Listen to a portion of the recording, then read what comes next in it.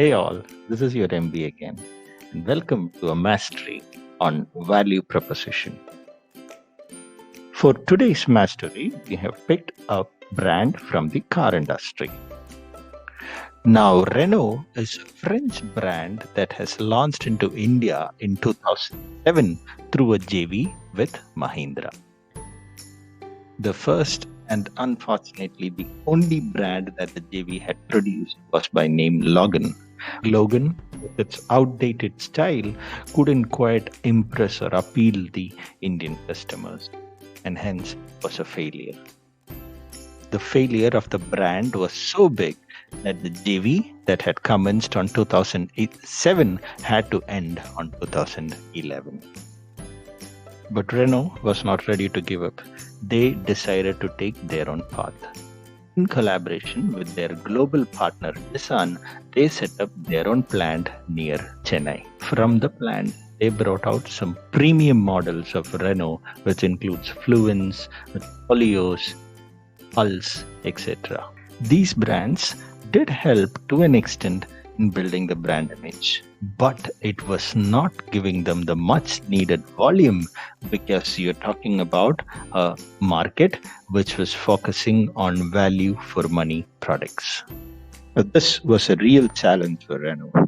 They wanted to bring out a product which stands out from a very crowded car industry. They analyzed the market and found that there was a large gap in the SUV segment in India. They found that there are two sets of products being offered in the SUV segment. On one side, you have the international brands offering premium products, which is priced at about 20 lakhs. And you have the Indian brands, which probably would be lesser in quality and at a price range of 6 lakh to say somewhere around 10 to 11 lakhs. So there is a gap in between this. There is this 10 lakh to probably 20 lakh segment, which is a possible area. Having identified the segment, the task in hand is to really identify what is the benefit that the customers in this segment are looking at. For identifying the benefit, they did a focus group study with 200 customers from the segment. And from this 200, they picked up 30 people to do a further ethnographic study. They found that one of the key factors for these customers were the exterior looks. Second, they also identified that people wanted a SUV which has the rugged looks but at the same time performed like a sedan in terms of fuel efficiency and ease of handling. They chose to pick the Duster, which they were already selling in the European markets, and they decided to bring in transformation so that you can change the benefits according to the requirements that these customers have.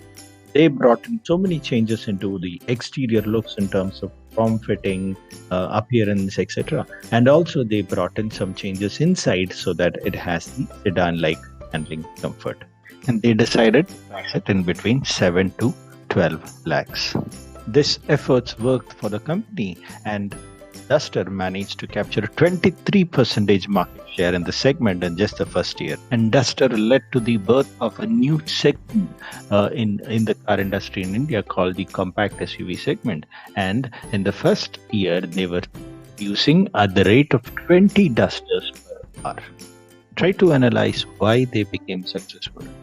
The reason is they identified the need of the customer and they developed a product which packed a set of benefits that these customers wanted.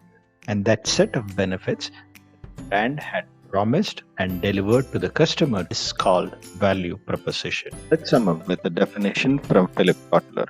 A value proposition is a set of benefits or values it promises to deliver to customers to satisfy their needs. Now, if you look at our example of the Duster, the value proposition that they had offered included a mid-range SUV with rugged looks, but at the same time offering the comfort of a sedan.